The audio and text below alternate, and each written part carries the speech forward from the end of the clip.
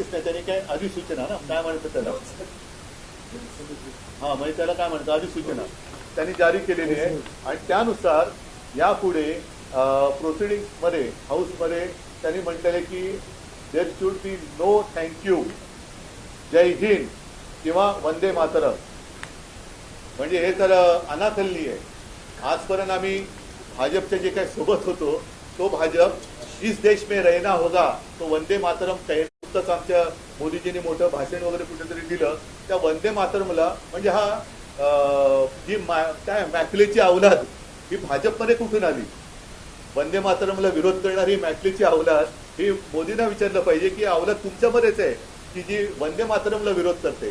त्याच्यामुळे आमचे सर्व संसद जे खासदार आहेत ते आमच्या लोकसभेच्या आणि राज्यसभेत तर आमच्यात 2 आहेत, एक संजय राऊत आहेत आणि प्रियांका चतुर्वेदी आहेत.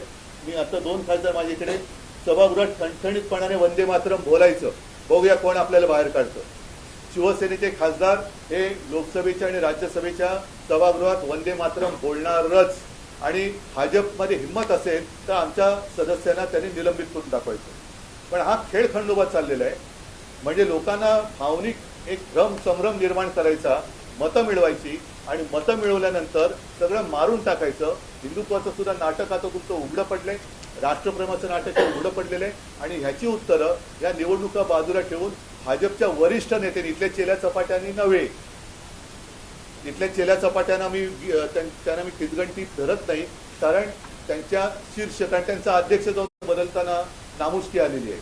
तर भाजपने याचं उत्तर दिलं पाहिजे. दोन्हीचं प्रभू रामचंद्रांच्या पदस्पर्शाने पुनीत झालेलं तपोवन तुम्ही कोणासाठी मारता आहात आणि आपल्या संसदेच्या सभागृहात वंदे मातरम का बोलायचं नाही ह्याचं उत्तर आता भाजपने द्यावं.